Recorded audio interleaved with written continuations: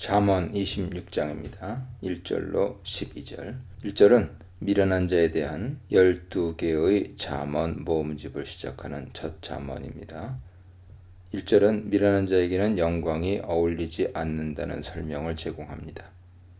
여름에 눈이 오는 것이나 추수 때 비 오는 것이 전혀 적절하지 않듯이 미련한 자에게 영광은 어울리지 않는다는 것이죠.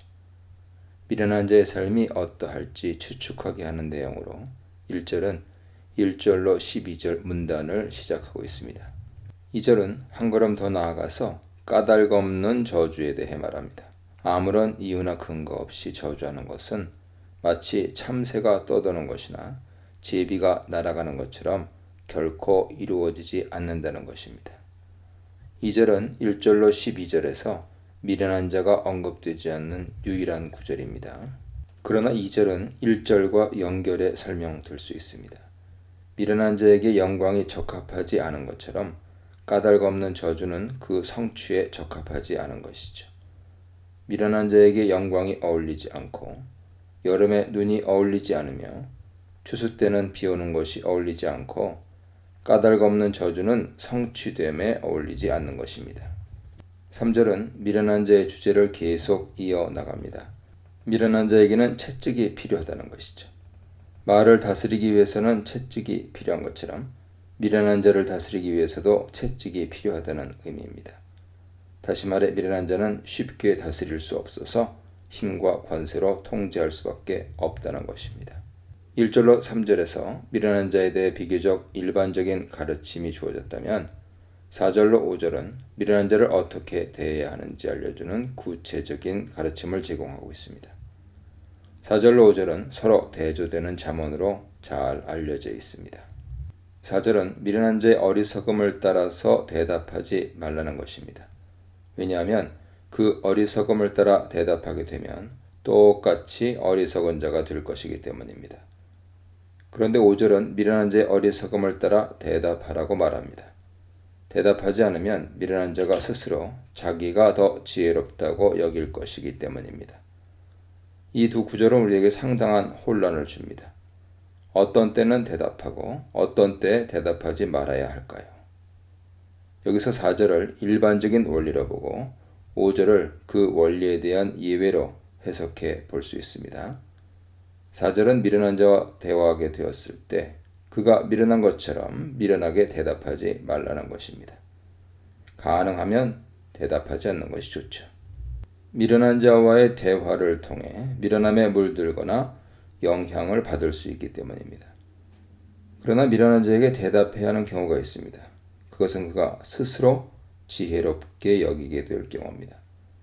그럴 경우에는 그의 미련함을 고려하면서 적절하게 대답하는 것이 좋습니다.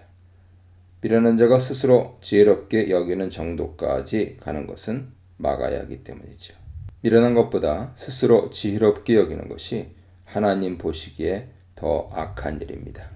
6절로 11절은 미련한 자의 삶의 모습을 여러 가지로 묘사합니다.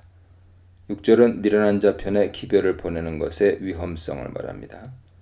이것은 마치 자기 발을 스스로 베어버리는 것과 같아서 미련한 자는 기별을 통해 유익을 가져오기는커녕 해를 끼치게 될 것이 분명하기 때문입니다. 7절은 미련한 자의 입에 담긴 잠언이 저는 자의 다리와 같다고 말합니다. 아무런 유익이 없다는 뜻이죠.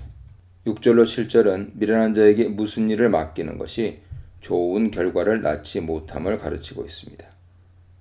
이어지는 8, 9절은 미련한 자는 좋은 결과를 낳기는커녕 오히려 악한 결과를 낳는다는 것을 강조합니다. 8절은 미련한 자에게 영예를 주면 돌을 물매에 매는 것과 같다고 합니다. 물맷돌은 곧 날아가서 여러 사람을 해치게 될 것입니다. 미련한 자는 다른 이들에게 해를 끼치게 됩니다. 9절은 미련한 자의 입에 담긴 잠언이 술 취한 자가 손에 든 가시나무 같음을 알려줍니다. 가시나무처럼 미련한 자는 여러 사람들을 해치게 될 것을 말하는 것이죠. 미련한 자는 맡은 일을 해내지 못할 뿐 아니라 다른 사람에게 어려움을 끼칩니다. 10절은 미련한 자를 고용하는 것은 마치 지나가는 행인을 고용하는 것 같다고 말합니다. 지나가는 행인에게 어떤 일을 갑자기 맡기는 사람은 아무도 없을 것입니다. 마찬가지로 미련한 자에게 일을 맡기는 것은 우리가 상상조차 해서는 안 되는 불합리한 일이라는 뜻입니다. 11절은 미련한 자의 삶의 습관을 표현합니다. 그는 개가 자기 토한 것으로 돌아가듯 미련한 것을 거듭해서 행합니다. 미련한 자는 미련함을 버리지 못하며 그 미련함을 즐겁게 여기고 미련함을 기뻐합니다. 12절은 미련한 자에 대해 말하는 1절로 12절의 결론인데 예상을 깨고 조금은 특이한 가르침을 전달합니다. 1절로 11절은 미련한 자에 대한 부정적인 언급을 계속 이어서 제시했는데 12절은 미련한 자보다 더 나쁜 상황에 있는 자가 있음을 알려줍니다.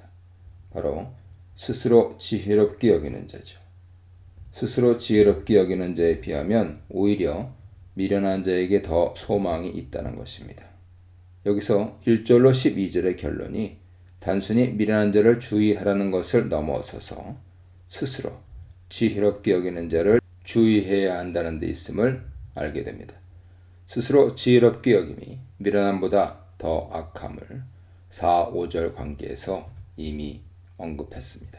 13절로 16절입니다. 13절부터는 게으른 자에 대한 가르침이 시작됩니다. 13절은 잠언 22장 13절과 유사한 내용으로 게으른 자는 거리에 사자가 있다는 변명을 댄다는 것이죠. 자신의 삶을 성실히 살지 않고 변명으로 일관하는 것이 게으른 자의 특징입니다. 14절은 문이 경칩을 중심으로 도는 것처럼 게으른 자는 자신의 침대를 중심으로 돌고 있음을 보여줍니다. 게으름은 그 게으름에서 결코 벗어나지 못하고 게으름이 일상이 되고 만다는 점을 가르치는 것이죠. 15절은 잠언 19장 24절과 같은데 게으른 자는 손을 그릇에 넣고도 입에 올리기를 괴로워한다는 점을 지적합니다. 자신에게 유익이 되는 것도 놓쳐버리게 되는 게으른 자의 삶을 말하는 것이죠. 16절은 13절로 16절의 결론인데 여기서 우리는 또 하나의 특이한 결론을 보게 됩니다. 게으른 자는 사리에 맞게 대답하는 사람 7명보다 자기를 더 지혜롭게 여긴다는 것이죠. 게으름에 깊이 빠지게 되면 자기 자신에 대해 착각하게 되고 스스로 지혜롭게 여기는 지경에 이르게 됩니다. 이 표현에 해당하는 원문은 자기 눈에 지혜롭다라는 것으로 5절과 12절에 이미 나타났던 표현이죠. 미련한 자보다 더 악한 자가 바로 스스로 지혜롭게 여기는 자인데 16절은 스스로 지혜롭게 여기는 대표적인 경우가 바로 게으른 자라는 사실을 보여줍니다. 1절로 16절 전체 문맥을 생각해 보면 게으른 자가 미련한 자보다 더 악한 자임을 알 수 있습니다.